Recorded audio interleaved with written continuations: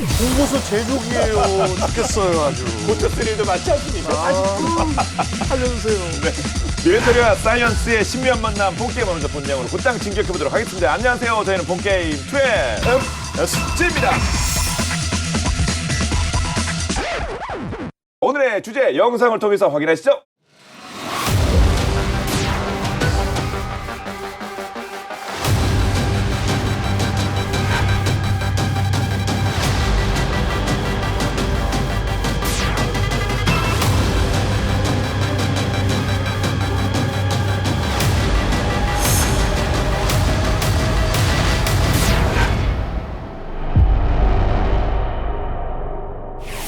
지난 3월 21일이었죠.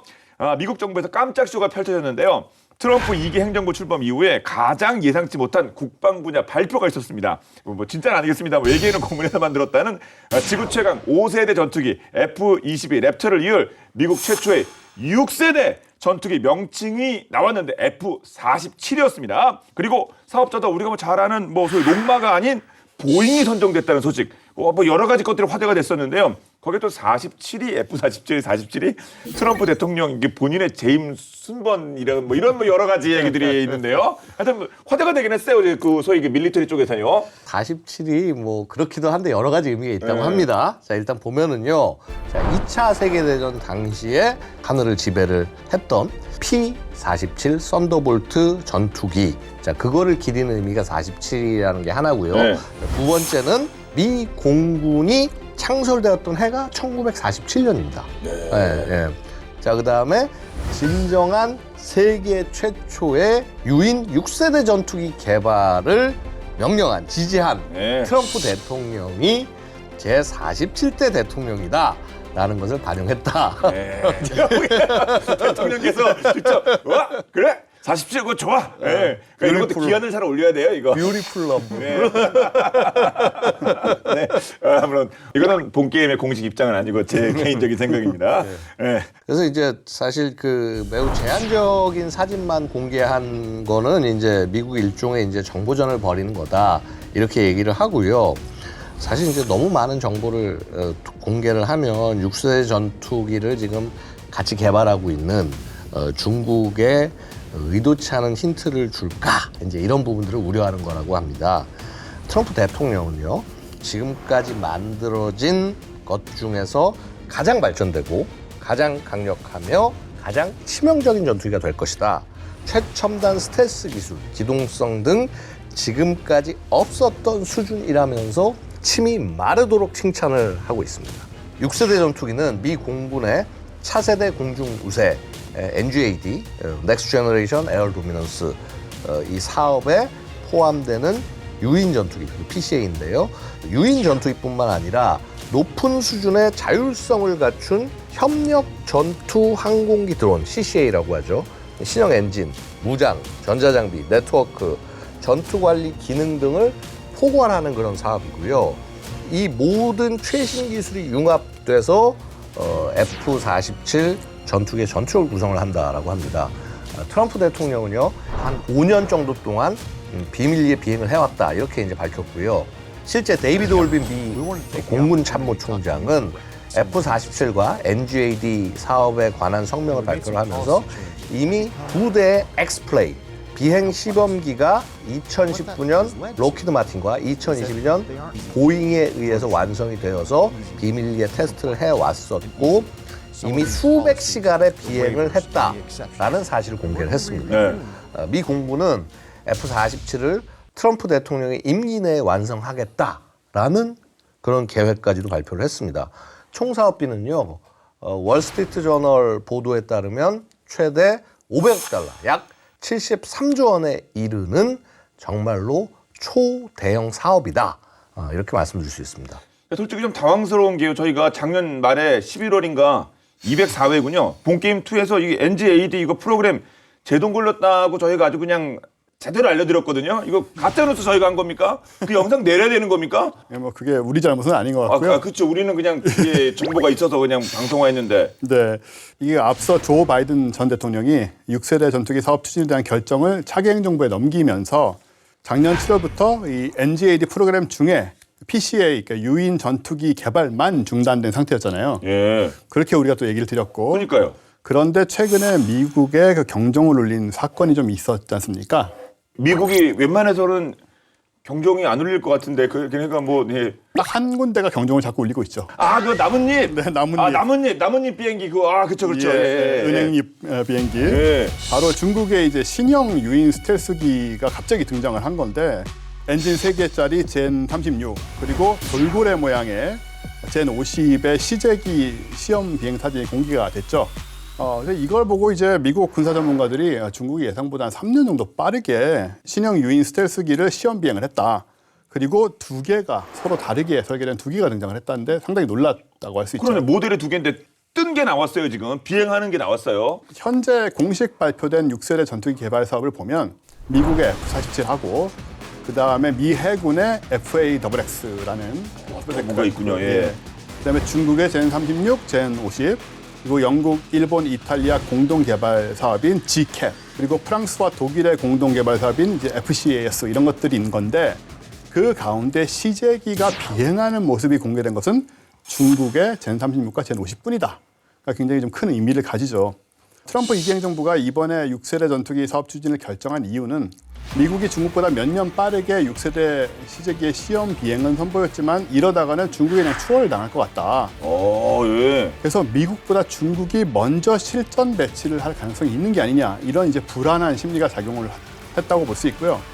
그리고 특히 전투기는 전통적으로 미국이 항상 전 세계를 상대로 압도적인 군사력을 보여주는 상징이지 않습니까? 그렇습니다. 제공권은 다 미국 아닙니까? 솔직히 외계인 오기 전에는. 그렇죠. 예. 그리고 기술력의 상징이고. 맞죠. 예. 그래서 지금 중국의 견제를 위해서 빨리 6세대 전투기가 필요하다는 그런 판단을 한 것 같습니다. 예. 중국이 나름 경종을 울렸다, 미국 쪽에. 근데 그 미국의 이 발표를 중국은 어떻게 생각하고 있습니까? 반응 좀 나왔습니까? 당연히 중국에서는 이제 안 믿죠. 그다음에 이거 사실 아니라 가짜 뉴스다 이제 이런 식으로 접근해서 가짜 뉴스다 얘기까지 나옵니까? 중국의 항공우주 잡지 중에 이제 항공지식이라는 데가 있는데 여기 편집장인 왕야난이 이렇게 얘기를 해요. 트럼프 대통령이 이제 뭐 F-47 뭐 시제기를 뭐 지난 5년간 비밀리에 비행해왔다라고 얘기를 했는데 증거 있냐? F-47의 이미지도 지금 보면 이거 실제 기체가 아니라 렌더링 아니냐? 이거 이상하다. 시험 비행 중인 그 실물 기술 측정기를 정보를 전혀 공개하지 않았다는 거. 양산형 기체 어디 있어? 양산형 기체 아직 제작되지 못했다는 거. 구절들에 뼈 때리는 얘기하고 있는데요. 저는 그 누구죠? 왕야난 이 편집장님 말씀이 꽤 더 설득력이 있는데요. 제한적인 사진만을 공개했다. 그래서 증거가 없다라는 건데 그 F-47의 개발을 공식 선언하고 난 다음에 중국의 6세대 전투기의 시험 비행이 사실 엄청나게 눈에 띄게 늘어났습니다. 네. 그래서 이제 지난 4월 초에는 젠 36이 청두 항공기 공업 그룹 공장 인근의 붐비는 고속도로 상공을 아주 낮게 로우 패스로 이제 비행을 하는 모습이 지금 찍힌 거예요. 엔진 3개에 이제 이렇게 배기 되는 그런 모습도 포착이 됐고요. 조종석 구역도 비교적 이제 선명하게 나왔는데, 날렵하네. 예. 인체 상단이 유선형으로 쫙 유려하게 설계가 됐고 조종석이 나란히 배치된 구조일 수도 있다. 자, 이렇게 관측들을 하고 있습니다. 예. 그리고 중국의 선양 항공기 공업그룹의 그 젠 50의 비행 모습이 담긴 영상도 새로 소셜미디어에 공개가 됐거든요. 크기가 젠 36보다 훨씬 작고요.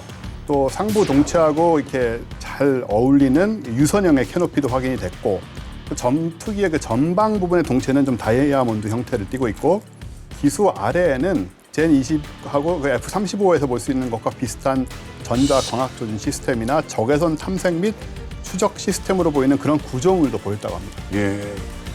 미국은 대통령이 공개했는데 그냥 이미지 정도가 다인데 중국은 실제로 떠다니는 두 기체가 지금 뭐 이렇게 시민에게도 공개될 정도입니다. 근데 또 거기에 보잉이 사업자로 선정된 거 이것도 또 입방에 오른다. 이건 보잉 뭐 다 아는 회사인데 왜 입방에 오르고 있어요? 왜냐하면요, 지금 미국의 주력 전투기라고 할 수 있는 F-22하고 F-35 전부 로키드 마틴이 따냈잖아요, 사업을. 그렇죠. 예. 그래서 이제 보잉 보면요, 계속 그동안 보면 이제 스텔스 전투기 뭐 기타 이제 항공기들 사업에서 계속 탈락을 해서 최근에 된 게 이제 훈련기만 겨우 이제 성공을 했고, 사실 수십 년 동안 그 실용화된 스텔스기의 개발 실적이 없는 거죠. 야, 이거 뭐 5세대 기체도 못 만들었는데 6세대 전투기를 보잉이 과연 잘 만들 수 있냐? 자, 요런 지적을 일부 하는데요. 근데 이게 그렇지가 않은 게 보잉이요. 록히드하고 어깨를 나란히 하면서 세계 최고의 스텔스 기술을 갖춘 거는 사실입니다. 언제 같았대요, 그거? 아니 보고 있으면요. 보세요. 지금 보시면은 이게 얘가 스텔스기예요? 예, 이게 X30이라고 F35에 패배한 기종이었고요. 이건 X36이라서 이건 시험 개발 기체인데 이렇게 미익이 없이 해가지고 해서 이 스텔스기에 사실 어떻게 보면 이 개념의 기체를 전투기 형식으로 전술기 형식으로 구현을 한 게 보잉이 먼저예요. 버즈 오브 프레이, 이 스텔스 기술을 보여주는 바로 이러한 기체. 이제 UFO로 오인할만 하겠는데요? 예, 그렇습니다. 와. 자, 그리고 아까 저 못생긴 기체 있잖아요. X32. 2000년 9월 18일 첫 비행을 실시를 했어요. 어느 정도 고성능의 적절한 가격대의 기체를 추구한 록히드 마틴과는 달리 보잉은 가격이 높은 고성능 기체보다는 성능이 조금 떨어지지만은 저렴하면서도 어느 정도 능력을 발휘할 수 있는 그런 설계를 한 것이고요. 쉽게 말씀드리면 F-35 쪽이, X-35 쪽이 조금 더 기존의 전투기와 비슷한 형상을 가지고 있었기 때문에 이렇게 급격한 설계의 X-32는 상대적으로 좀 이렇게 좀 밀린 것이 아니냐. 버즈 프레이. 이거는요, 사실 이게 보잉이 자기 자체 예산으로 개발한 기체예요. 1996년부터 99년까지 시험 비행을 했고요. 무인 항공기 개발을 위한 기술을 실증하게 하는 이제 소위 이제 기술 실증기인데 이 모양이 지금 봐도 굉장히 독특하죠. 그러니까 미익이 없고요. 무믹, 테일레스, 델타 날개에 주날개가 뒤로 꺾여 있습니다. 뒤로 꺾여 있고 야 이게 이런 게 날 수 있어 싶을 정도로 매우 선진적이고 어떻게 보면 혁명적인 스텔스 구조라고 할 수 있습니다. 그러니까 컨셉 비행기 같은 느낌이에요. 컨셉 카처럼. 예. 이론상 인간이 탑승하는 유엔 비행기 중에서 가장 레이더 반사 면적이 작은 기체, 그러니까 가장 스텔스 성능이 높은 기체다 이렇게 평가가 되고 있는데 이제 그럴 수밖에 없는 게 날아다니는 걸 입증하기 위해서 만든 거고요. 아무래도 이제 뭐 장비들이 조금 더 붙다 보면 형상이 달라질 수는 있죠. 이렇게 사실은 그 보잉이 전투기 사업에서 그 ATF부터 JSF까지 전부 좀 실패를 하다 보니 치명상은 있긴 했습니다. 그런데 이런 상황에서 또 보잉이 F-47 개발을 이제 주도한 점인데 그 덕분에 록히드 마틴에 계속 밀렸던 그 첨단 전투기 개발 생산 기반을 유지는 할 수 있게 된 거죠. 그러게요. 이거 산업 보호 차원인가 하여튼 보잉이 좀 신기하긴 하네요. 그 일을 맡게 됐다는 게. 예, 근데 사실 이건 미국 정부로서도 좀 의미가 있는 것이 록히드 마틴에만 스텔스기 역량이 집중되는 것을 좀 방지할 필요가 있거든요. 그래서 밸런스를 좀 어느 정도 맞추는 거군요. 여기도 줬다가 저기도 줬다가 이렇게. 그렇습니다. 이 록히드 마틴이 스텔스기 개발을 독점을 하게 되면 기술 발전 같은 데서 역효과가 올 수도 있다. 항상 그런 식이니까요. 네. 그래서 유사한 수준의 역량을 갖춘 방위산업체가 좀 복수로 존재를 해야 경쟁도 하게 되고 기술 개발과 전력화 등이 좀 빠르게 추진이 되고 또 차별화된 무기를 좀 다른 무기를 만들 수 있다. 이런 것도 사실 가능해지는 거고요. 중국도 청두 항공기 공업그룹이 젠 20, 젠 36을 만들었고 또 선양 항공기 공업그룹이 젠 35, 젠 50을 이렇게 나눠서 만들고 있거든요. 이런 식으로 미국도 록히드 마틴이 5세대 전투기인 F-35의 성능 향상, 유지 보수 이런 걸 좀 이제 집중을 하고 있다 보니까 네. 보잉은 6세대 전투기 개발에 집중을 시키자. 이렇게 복수의 업체에게 스텔스 기술을 발전시키자 이런 의미가 있다고 볼 수 있습니다. 그래서 보잉 쪽으로 이번 프로젝트가 갔군요. 예. F-47 뭐 이름도 차세대 공중 우세 뭐 이렇게 나오는 거니까 기존 공중전 판도가 확 달라질 것 같긴 하거든요. 그러면 현재까지 좀 나와 있는 파악 가능한 상황에서 F-47의 뭐 기능적 요소 뭐 어떤 것들이 있을까요? 미국의 다른 스텔스기처럼 이제 전익기 그러니까 몸 전체가 날개로 기능을 하는 그런 이제 항공기로 설계가 됐고요. 네. 전익기는 일반적인 기체들보다 공기 역학적으로 상당히 좀 안정된 형태로 장거리 비행에 상당히 유리합니다. 뭐 역시 이제 핵심적인 거는 수직 미익이 없다라는 거죠. 미익이 이제 항공기의 방향 안정성을 보조하는 역할도 하는데 기체 높이보다 더 높이 솟아 있으니까 이게 전부 레이더에 걸리는 거예요. 그러니까 한마디로 레이더 피탄 면적 RCS가 늘어나니까 스텔스기로서는 단점이 되는 거고 그래서 이제 이 스텔스기를 추구하게 될 경우는 수직 미익을 없애거나 옆으로 굉장히 꺾어가지고 이제 각을 주거나 이제 이렇게 가고 있고요. 네. 뭐 F-20이나 F-35 시리즈는 이제 도그파이터 그러니까 항공기 근접전을 상정을 하고 설계가 되어서 아무래도 이제 수직 미익이 반드시 있을 수밖에 없습니다. 방향 제어를 해야 되니까 공중 전투 능력을 확실하게 확보는 하긴 했는데 반대급부로는 이제 항속거리가 다소 짧아진다라는 거고요. 자, 어쨌거나 수직미익을 제거하면 기동성이 떨어지는 건 사실이고, 그래서 F-47의 주요 설계는 아까 우리 비행기에서 보면 앞에 조그맣게 날개 튀어나왔다고 했잖아요. 카나드라고 그럽니다. 요거를 적용을 해서 문제를 해결한 게 아닌가 이제 이렇게 보입니다. 그래도 아무튼 뭐가 더 달렸으니까 스텔스 성능에는 좀 영향을 주겠죠? 네, 사실 뭐 이 모습만 봐서는 위에서 봤을 때 어떨지는 정확하게 알 수가 없는 상황인데 카나드는 뭐가 튀어나왔으니까 스텔스 성능은 확실히 저하를 시키죠. 그렇겠죠. 어느 정도냐의 문제일 뿐이고 네. 그래서 스텔스기 중에 카나드 갖춘 거는 뭐 중국의 제니십 정도고 미 공군에서는 아마 이 F-47이 이 모습대로 나온다면 첫 카나드 스텔스 전투기가 될 전망인데 F-47도 수직 미익이 없다 보니까 뭐 카나드마저 없으면 기동성이 너무 떨어지지 않겠냐라는 생각을 할 수가 있고 그래서 스텔스 성능이 일부 떨어지더라도 붙인 게 아니냐라고 보여지는데요. 한편으로는 혹시 미국이 새로 외계인을 고문해서 예. 카나드를 장착하면서도 높은 수준의 스텔스 효과를 거두게 된 것은 아닌가. 그게 사실 베스트긴 하네요. 네. 미국 입장에서는. 그렇게 상상해 볼 수도 있는데 뭐 가능성이 얼마나 있는지 모르겠고요. 아니면은 저 그림 자체가 저 이미지 자체가 중국을 그냥 교란하기 위해서 대충 공개한 게 아니냐. 뭐 이런 두 개 정반대 생각입니다만은 주요한 어떤 그 컨셉을 또 중국에 노출하면 안 되는 거니까 이게 연막사건일 수도 있겠네요. 근데 아무튼 이 수직 미기란 게 없으면 일단은 항속거리가 길어지는 거 아닙니까? 멀리 갈 수 있는 거잖아요. 그리고 이 비행 능력 F-47 좀 나온 얘기들이 있습니까? 사실 이제 이걸 알려면은 엔진이 어떤 엔진이냐가 사실 중요하거든요. 우리 그 지난 시간에 엔진 맞아. 그쵸. 제대로 한번 다뤘죠. 예. 그쵸. 근데 이제 이 F-47에 장착될 쌍발 엔진이 어떤 게 장착이 될지 이제 어느 정도 가닥이 잡혔어요. 예. 그래서 F-47에는 그 GE에서 만든 XA102 엔진 아니면 프라이빗 휘트니사의 XA103 엔진 둘 중에 하나가 장착이 될 수가 있습니다. 사실 보면은 미국이 신형 전투기 개발할 때 이게 F-35에서도 마찬가지였는데 GE하고 플랫 휘트니가 서로 이제 경쟁을 해가지고 만들어냅니다. 자, 어쨌거나 이 두 업체가 지금 현재 경쟁 중인 상황인데요. 이 두 엔진은 원래 그 F-35의 그 신형 엔진으로 개발하던 엔진을 축소해서 45,000파운드의 추력을 35,000파운드로 줄인 버전.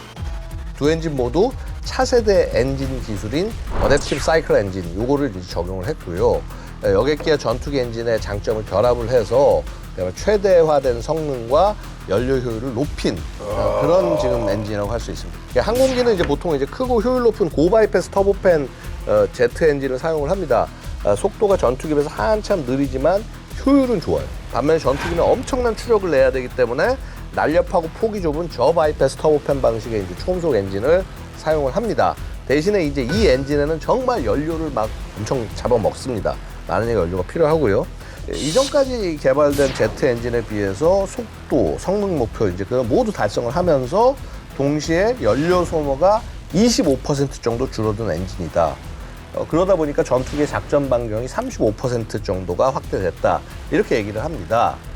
사실 이제 5세대 전투기 같은 경우는 아무래도 작전 범위가 좀 제한이 될 수밖에 없어요. F-22 같은 경우가 전투 행동 반경이 852km입니다. 자, 그러면 이렇게 효율성 좋은 엔진을 장착을 한 F-47 경우는 어떻게 될까? 대략 지금 예상을 해보면 전투 행동 반경이 최소 1852km입니다. 더블인데요? 더블 이상인데요? F-22의 2배 이상을 이제 기동을 할 수 있다라는 거고요. 임무 수행 시간도 당연히 늘어나겠죠. 그래서 5세대 전투기 같은 경우는 뭐 일반적으로 한두 시간 정도 비행을 하는데 이 저공용 엔진 같은 F-47은 4시간에서 6시간으로 크게 연장을 할 수가 있습니다. 장거리 플랫폼으로서 공중급유기에 크게 의존하지 않고 적 종신 깊숙이 전력을 투사할 수 있다. 이런 얘기가 되는 거죠. 놀랍네요. 네, 근데 이건 또 제조적으로 중국의 젠36은 각각 최대 18톤의 추력을 제공하는 자체 개발한 WS-15 엔진이라는 걸 사용을 하거든요.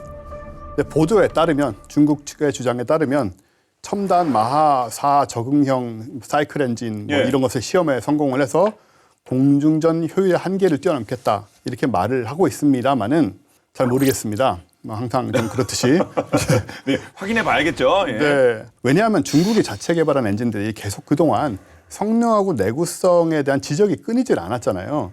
특히 이제 지난해 11월 주하이 에어쇼에서 선보였던 이 5세대 전투기 젠 35의 경우에는 중국에서 자체 개발한 이 WS-19 엔진 2기가 장착이 됐는데 최대 이륙 중량이 28톤밖에 안 되거든요. 28톤이면 어떻게 되는 거죠? F-35 엔진이 네. 그 F-135 엔진 한 기인데 이게 이륙 중량이 31.8톤이거든요. 한 발짜리가 난데요? 그러니까 쌍발인데 단발보다도 못하다. 네. 이제 이런 문제가 있는 거고. 그래서 미국은 이제 중국이 사실은 항공기 제작에 정말 중요한 엔진 제작 기술을 아직 제대로 확보를 못한 것이 아니냐 이렇게 보는 거고. 그래서 젠 36의 성능에도 이제 의구심을 제기하고 진정한 6세대 전투기는 F-47이 될 것이다 이렇게 주장을 하는 거죠. 예. 그러면 이 5세대보다 6세대는 뭐 엔진도 좋아지고 그렇게 되면은 훨씬 뭐 할 수 있는 일도 많아지지 않겠습니까? 지금 뭐 이륙 중량도 이렇게 커지고요. 이 6세대 전투기는 첨단 시스템과 확장된 임무를 수용을 해야 되기 때문에 아무래도 더 크고 무거운 기체를 향해 가고요. F-22의 최대 이륙 중량이 83,500파운드, 그러니까 38톤쯤 되고요. 젠 22 8만 파운드, 36,287kg 정도 추정이 되는데 6세대 전투기는 이거보다 훨씬 클 걸로 예상이 되죠. 쌍발 엔진이니까 35,000파운드짜리 엔진 2개가 되죠. 그래서 7만 파운드, 즉 31톤 이상의 추력을 기본적으로 갖고 있고 이렇게 보면 최대 이륙 중량은 50톤에 달하는 F-111 아드바크 전폭기하고 비슷한 45톤 정도의 최대 이륙 중량을 가질 수 있다. 이 F-111 아드바크란 전폭기는 F-15E가 개발되기 전까지는 서방에서 무장 탑재력이 가장 큰 전투 폭격기였습니다. 예. 그러니까 거기에 비견할 만한 그런 힘을 갖고 있다는 거고 이건 무슨 의미냐? F-47이 앞으로도 미래 그 중국의 위협으로부터 인도 태평양 지역에서의 제공권을 계속 유지하겠다. 이런 의지를 아주 뚜렷하게 보여주는 거죠. 그렇습니다. 공중우세 그러니까 괜히 이름 붙인 그 타이틀이 아닌 것 같습니다. 저희가 뭐 지난 회차에서 중국의 뭐 젠 36, 뭐 50도 자세히 살펴봤는데요. 네, 미국과 중국의 6세대 전투기 뭐 생긴 것도 좀 그렇고 구조적으로 이렇게 차이가 분명히 좀 느껴집니다.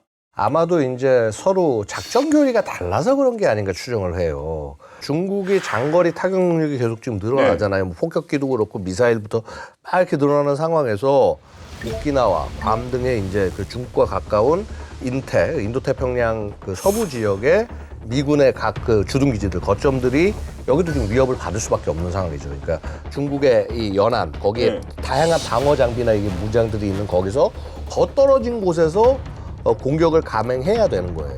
그만큼 F-47이 이제 기존 전투기보다는 좀 더 먼 거리에서 비행할 수 있는 능력을 갖추게 되지 않겠느냐. 그 무미익 설계, 이제 뒤에 날개 없죠. 그 다음에 카나다 이렇게 해서 고속 안정성을 유지를 하면서 스트레스 성능을 확 높였다. 근데 여기에 반해서 이제 젠 36 같은 경우는 엔진 3개 장착해가지고 해서 막 엄청난 추력을 통해가지고 해서 기존 전투기 성능에 비교될 수 없게 빠른 상승과 급선회를 가능하게 했다라는 겁니다.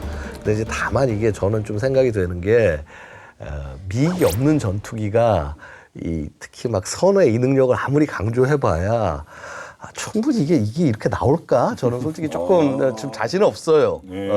사실은 미국이 이 6세대 전투기를 좀 약간 언제나 좀 조심스럽게 접근한 것도 사실은 이 형상의 기체가 갖는 한계가 명확하기 때문에 그걸 어느 정도 감안해서 하다 보니까 좀 조심스럽게 접근한 게 아닌가 생각이 되고요. 자, 어쨌거나 전쟁 초기에 항공전력 투사에 특화가 된 겁니다. 그러니까 스트레스하고 기동성을 중심으로 해서 멀리서 침공에 들어오고 그다음에 주로 무인기 같은 것들을 쫙 해 들어가서 적 제공권을 이제 먼저 이렇게 제압을 하는 게 우선시 되는 그런 목적인데 젠 36은 그게 아니라 이제 공중 우위 그다음에 장거리 타격이 뭐 양쪽 다 수행할 수 있는 다재다능한 플랫폼으로 가겠다라는 것 같은데 원래 다 잘할 수 없어요. 이게. 올인원이라고 하는 게 각각의 약할 수는 있거든요. 죽도 밥도 뭐 이렇게 안 될 수 있는 아무리 뭐 그걸 바라는 건 아니겠습니다만 전투기가 아무리 중요하다고 하더라도 사람만큼 중요하겠습니까? 바로 그 조종사가 큰 의미를 가지고 있을 텐데요. 오늘 본방 야사에서는 미국에서도 탑건이라고 하면 늘 회자되는 분이라고 합니다. 유명한 파일럿 이야기를 다뤄봤습니다. 어떤 내용일지 보시죠.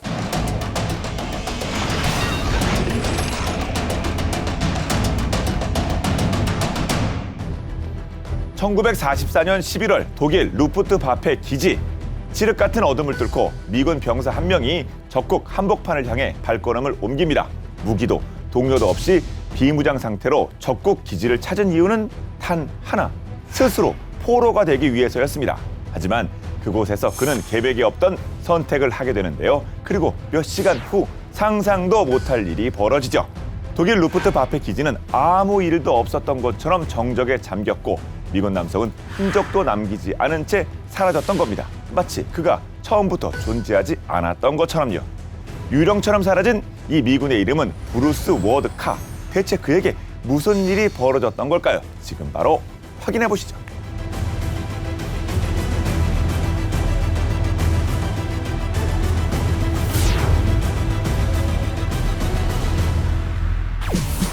(1924년 1월 28일) 미국 엘라바마주 오번에서 태어난 브루스 워드 칸은 15세부터 비행 교습을 받으며 제2차 세계대전 기간 중 18세의 나이로 미 육군 항공군에 입대하게 되죠. 그 후 유럽으로 파견된 브루스 워드 칸은 영국에 주둔하고 있던 제9공군 380 전투 비행대에 합류하게 됩니다. 그가 조종을 맡은 전투기는 빠르고 높고 날렵한 전설의 P-51 머스탱. 브루스 워드 칸은 이 전투기에 엔젤스 플레이메이트, 천사의 놀이 친구라는 별명을 붙이며 1944년 3월 8일 P-51 머스탱과 함께 첫 실전에 투입되는데요. 하늘 위에서 처음 마주친 적은 독일의 주력 전투기 메셔슈미트 BF-109. 브루스 워드 칸은 독일 전투기를 발견하자마자 닥치는 대로 총알을 퍼부었는데요. 무모하리만큼 공격적으로 기총을 발사했지만 총알은 단 한 발만 명중. 그러나 메서슈미트 BF-109는 낮은 고도에서 회피 기동 중 지면에 충돌했고 브루스 워드 칸은 자신이 적 전투기를 격추시켰다 주장했습니다. 역시 내 실력! 스스로를 지켜 세운 그에게 돌아온 것 참혹한 실책이었습니다. 상관은 격추를 인정하지 않았고 오히려 그의 무모한 공격이 독일 조종사의 희생을 초래했다며 꾸짖은 거죠. 상관들은 그를 두고 이렇게 말합니다. 브루스 워드 칸은 늘 독단적이고 위험하고 예측이 불가능해. 이후 그의 이름 앞엔 통제불능이라는 꼬리표가 따라오게 되는데요. 하지만 그 오명이 벗겨질 날이 드디어 찾아오게 됩니다. 1944년 11월 2일 체코슬로바키아 상공 브루스 워드 칸은 독일군 기지를 향해 기총 소사 임무를 수행하던 중이었습니다. 성공적인 임무를 마치고 귀환을 앞둔 그 순간 꽝! 그의 머스탱 전투기가 독일군의 대공포에 맞고 마는데요. 전투기는 곧 추락할 기세. 그는 한치의 망설임 없이 낙하산을 펼쳐 탈출에 성공합니다. 가까스로 목숨을 구했지만 착지한 곳은 다름 아닌 독일군 진지 한복판. 가장 가까운 연합군 프랑스 기지까지는 무려 320km. 전투기 없이 걸어서 돌아갈 수 있을지 의문이 들었지만 들키면 끝장이라는 생각에 그는 나무 사이와 폐허석을 유령처럼 숨어 다녔습니다. 그러나 식량도 도움도 없는 험난한 여정. 계속된 악천후와 배고픔에 몸은 점점 지쳐갔고 결국 그는 중대한 결심을 하게 됩니다. 그래, 차라리 항복하자.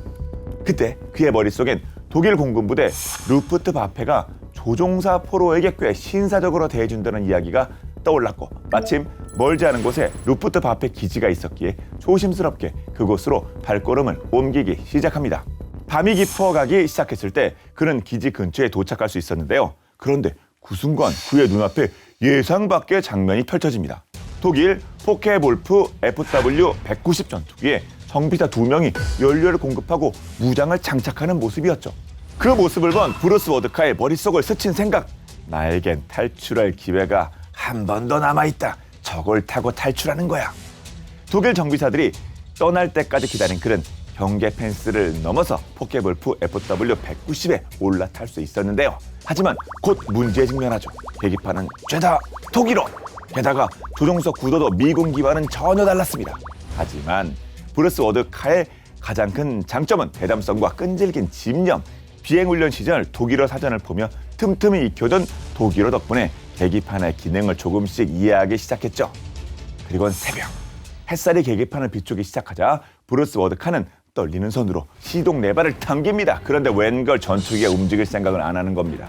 레버를 당기고 올리고 당기고 돌리고 이렇게 막 두드려보고 뭐 이런 것 저런 것 뭘 해봐도 아무 일도 일어나지 않았는데요.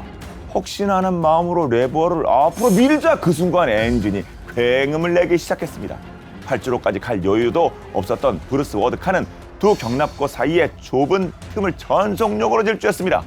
죽음의 적진을 뚫고 약 320km를 비행한 브루스 워드카. 감격스럽게도 연합군의 영토가 눈앞에 펼쳐졌습니다. 하지만 안도하기도 잠시 그가 탄 것 아시죠? 독일 전투기 포케볼프 FW-190. 지상에 있던 아군들은 적기가 침투했다는 생각에 M2 기관총으로 사격을 시작했고 브루스 워드카는 총탄을 피해 나무 꼭대기를 스치며 아슬아슬한 저공 비행을 이어갑니다. 가까스로 활주로 근처까지 왔지만 통신 장비도 착륙 장치도 다 고장난 상황. 자신의 직감을 믿은 브루스 워드카는 마지막 희망을 걸고 동체 착륙을 시도합니다. 그리고 마침내 프랑스 비행장에 간신히 착륙 성공. 하지만 아직 끝난 게 아니죠. 연합군 병사들이 그를 독일군 조종사로 오해 온갖 무장을 하고 달려오기 시작하는데요. 그때 현장에 급히 도착한 지휘관 조지 비켈의 한마디에 연합군 병사들은 당황스러움을 감추지 못합니다. 그는 독일군이 아닌 미군 브루스 워드카 중이다. 그렇게 그는 P-51 머스탱을 타고 떠났다가 적군의 포케볼프 FW-190을 타고 귀환한 연합군 역사상 유일한 조종사가 되었습니다. 이 사건을 기점으로 브루스 워드카는 자신감을 얻고 더욱 대담한 모습으로 전투에 출격할 수 있었는데요. 1945년 4월 2일 브루스 워드카가 이끄는 P-51 머스탱 4대는 독일 전투기 60대를 맞닥뜨리게 됩니다. 60대 4라는 압도적인 수적 열세에도 불구하고 그는 주저하지 않고 과감하게 돌진하며 공중전을 벌였죠. 그 결과 브루스 워드카는 단독으로 5대의 전투기를 격추하는 놀라운 성과를 거두었고 총 15대를 격추하는 기적적인 전과를 올렸습니다. 이날 보여준 활약으로 브루스 워드카는 에이스 이너 데이라는 칭호를 얻을 수 있었습니다. 무인기 전성시대가 도래한 지금 우리는 한 가지를 잊지 말아야 합니다. 기계가 결코 인간을 대신할 수 없는 것은 오직 인간만이 가진 순간의 판단력과 두려움을 뚫고 나아가는 용기와 결단력이라는 것을요.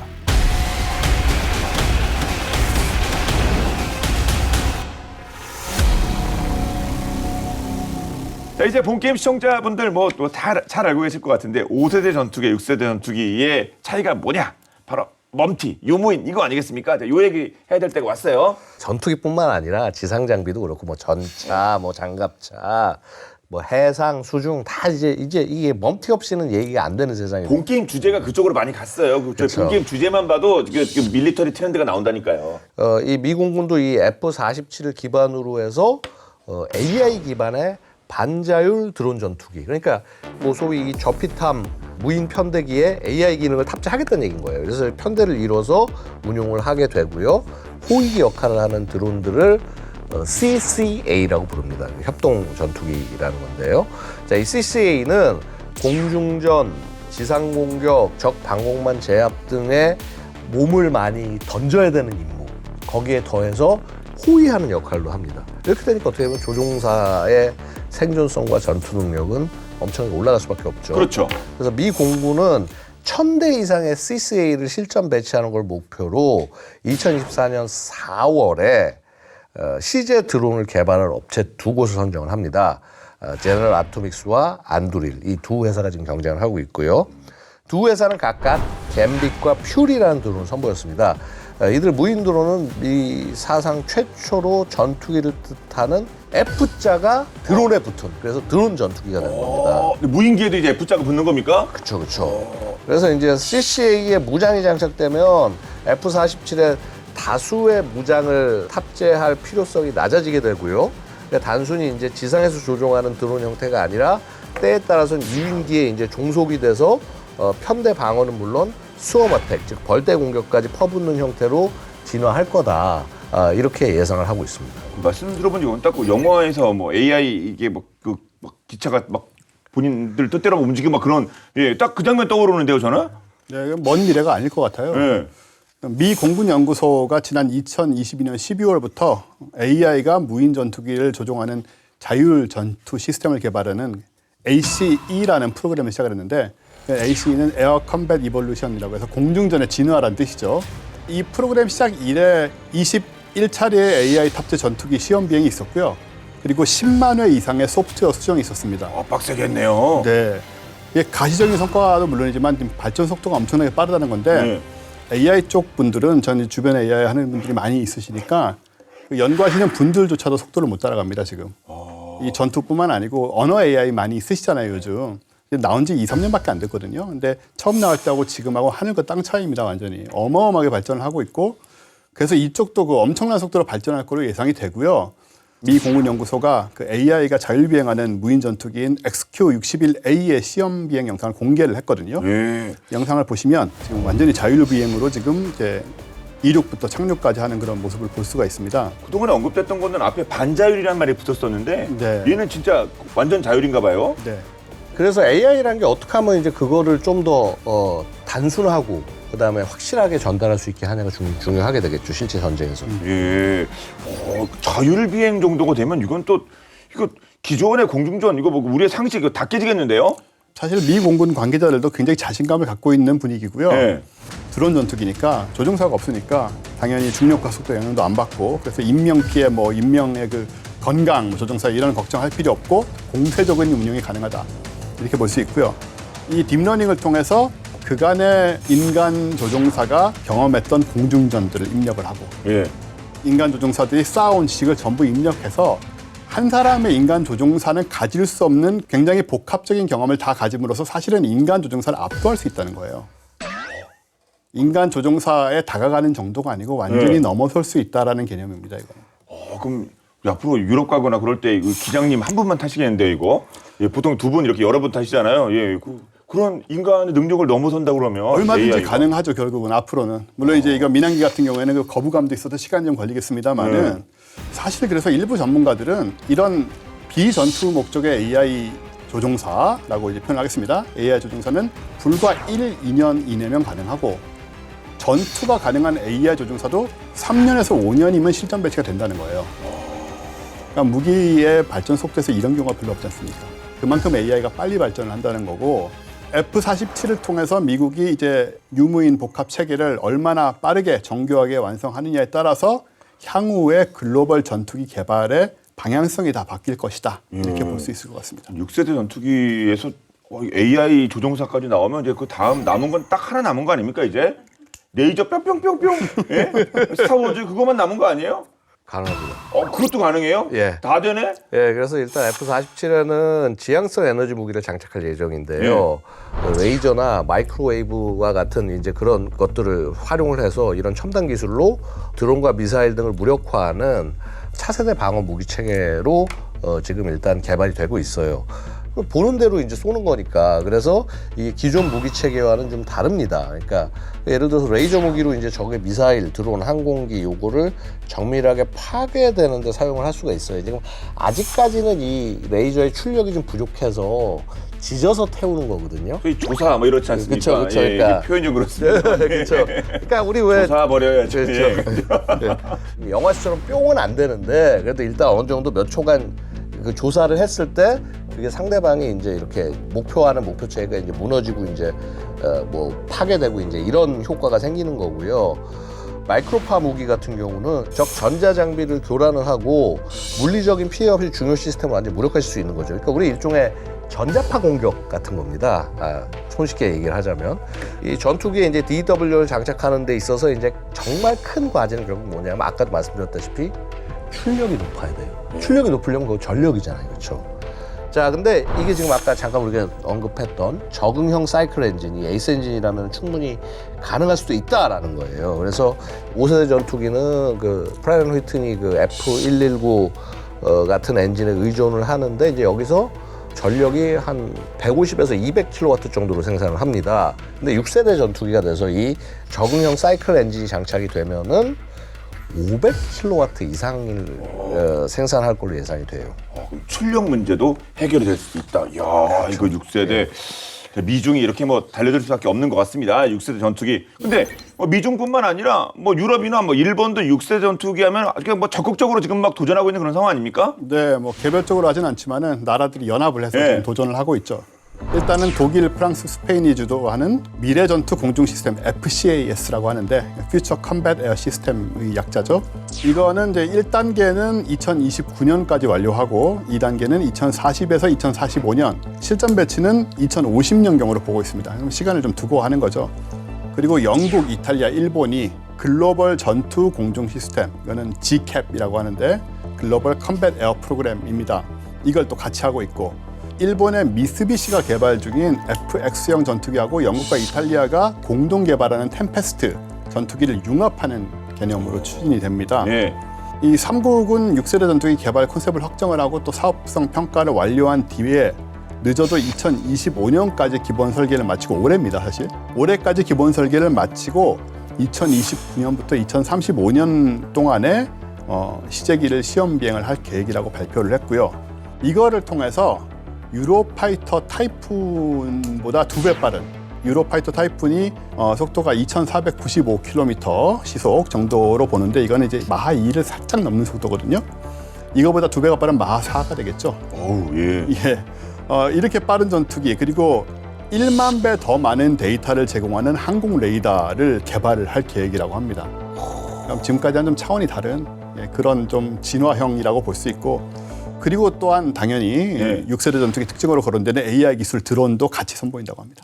정말 그 6세대 전투기는 거부할 수 없는 흐름 같은데요. 이제 우리도 준비해야죠. 우리도 이제 KF-21이 있고, 뭐 엔진 얘기 뭐 지난주에 다뤘고, 하나하나 가야 되는 거 아니겠습니까? 그래서 일단 카이하고 방사청은 일단 우리 지금 개발하고 있는 KF-21을 기반으로 해서 여기서 차분차분 발전시켜 나가자, 이제 이런 전략이고요. 우리가 뭐 KF-21을 4.5세대라고 얘기하지만 느낌적으로 얘기하자면 4.9세대 정도? 이거 번호님이 그냥 오래 갔으면 좋겠네요. 아주 뭐 디테일하게 해야죠. 예, 그러니까 일단은 이제 그렇게 해서 블락 1, 2는 그렇게 나오고요. 그 이후에 블락 3 단계에서 이제 5세대로 완벽하게 개발을 하고, 블락 3 이후에 6세대로 이제 진입을 한다, 이런 청사진을 가지고 있습니다. 가오리 X1 뭐 이런 것들을 이용해서 무인 편대기, 이제 스텔스 무인 정찰기, 이런 것들 같이 포함해서 나가면은요, 사실 뭐 6세대 전투기 막 뭐 이렇게 수직 미익 없는 이 전투기 모양 자체에 우리가 집착할 것이 아니라 멀티 환경을 만들어낼 수 있냐 없냐가 사실 6세대의 더 진정한 의미라고 말씀을 드릴 수가 있어요. 그래서 그 방향으로 일단 나아가고 있다고 말씀드리겠습니다. 네. 그런데 이 6세대 전투기, 대한민국의 6세대 전투기, 근데 저희가 KF-21은 뭐 UAE 쪽이 좀 언급이 많이 됐었는데, 이번에 또 사우디가 또 여기 포함되어 있다, 뭐 이런 소식들이 있어요. 사우디하고 우리의 6세 전투기 어떤 관계입니까? 우리 국방부하고 이제 ADD 국방과학연구소의 고위 관계자가 작년 이제 1월 23일부터 26일까지 사우디를 극비에 방문해서 6세대 전투기 공동 개발을 해서 논의를 진행했다라는 얘기가 알려지고 있어요. 사우디는 이제 그건 뭐 6세대 전투기 우리도 만들고 싶다. 근데 이제 야, 누구 같이 만들자 하는데 안 끼워주는 거야. 영국 안 끼워주고, 스페인 안 끼워주고, 일본 안 끼워주고 그런 거예요? 그렇죠. 그래서 빈살만. 그 왕 세자님이셨던가? 아주 타이틀이 많으셔가지고. 왕세자 겸 총리 겸. 예. 2023년 기시다 후미오 일본 총리 만났을 때, 야, 우리 이거 꼭 좀 들어가고 싶어, 이렇게 얘기를 했는데, 하지만 일본이 이제 우리 이거 너무 많이 진척이 되어 왔고 2035년에 프로젝트 끝낼 거야. 그래서 일정 너무 빡빡해서 너희 들어올 자리 없어. 반대 입장을 표명했다고 합니다. 한편 이제 우리 정부는 사실 우리는 이제 지금 이제 개발을 이제 시작을 해 나가는 과정, 개념 개발을 하는 과정이니까. 그래서 사우디에 우리 이런 개념으로 6세대 개발을 하려고 하는데 하면서 개념 계획을 제시를 한 거고요. 또 일단 어필을 한 거죠. KF-21 바탕에서 만들면 시간 엄청 줄일 수 있으니까 같이 가자. 이제 이렇게 제안을 한 거라고 말씀드릴 수 있습니다. 빈살만 왕세자님. 자리 많습니다. 그러니까 이미 다 된 판에 들어가서 뒤늦게 해봐야 가서 그러니까요. 그냥 찬밥 대접 받고. 아주 달러만 쓰시는 거 아닙니까? 그러니까 여기 시작하는데 와서 그렇죠. 그냥 태우면 되지. 저희는 그냥 왕세자님을 왕세자님답게 저희가 대우해 드릴 테니까 자리 그렇죠. 많습니다. 6세대 대한민국으로 오십시오. 야, 솔직히 뭐 F-22만 봐도 진짜 저게 진짜 영상이 아니라 뭐 실제인가 이런 그 놀라운 상황이 계속 나오고 있는데, 거기를 넘어서는 뭐 6세대, 거기다 뭐 성숙도 뭐 이런 얘기까지 하대요, 전문적으로. 정말 F-47의 출현은 진짜 기대가 되긴 합니다. 자, 끝으로 오늘 뭐 많은 얘기 나눴는데 한 말씀씩 부탁드리겠습니다. 기존의 세대를 나누던 것과 좀 느낌이 다르다. 진짜 미래가 온다라는 느낌을 좀 받게 돼요. 속도나 힘이나 스텔스 이런 데 획기적인 향상도 있지만은 AI의 전면적인 도입, 그리고 무인화, 레이저, 마이크로웨이브 무기, 우리가 SF에서 보던 이런 것들이 점점 현실이 돼간다. 그리고 그 기술력이라는 것들이 과거와는 좀 다른 차원으로 발전된 기술들이 적용되고 있다는 느낌이 들고요. 그래서 앞으로 아마 그 공중전의 의미도 좀 바뀌고 제공권의 의미도 좀 바뀌지 않을까라는 생각이 들어서 우리도 사우디의 돈을 가져와서 빨리 왕세자님, 네, 네, 웰컴 투 코리아. 열심히 해야 되지 않을까 그런 생각이 듭니다. 네. 지금 여태까지 6세대 전투기 개발을 보고 있으면은요, 사실은 미국이라든가 중국 어떻게 보면 세계적인 패권을 놓고 싸우는 국가들이 그런 드넓은 전장에서 어떻게 싸워서 이겨나갈지에 중점을 두고 만들어 나가는 거죠. 그러니까 어떻게 보면 우리가 지금 추구하는 전쟁 방향과는 조금 다를 수는 있을 거예요. 기체 형상이라든가 모양이. 아까도 보면 중국과 미국 6세대 기체가 약간 차이가 나지 않습니까? 그쵸. 근데 우리 입장에서 봤을 때 저게 저렇게 필요한가? 그래서 6세대를 만들지 말자는 게 아니라 6세대라고 얘기하는 것의 핵심은 기체 형상이 뭐 미익이 없고 이렇게 에이스 엔진 장착하고 뭐 그런 거에 집착을 하지 말고 미래 전쟁 개념을 충분히 세워야 된다. 이해를 하고 그래서 이 한반도 환경에서 어떻게 하면 최대한 잘 구상할 수 있냐.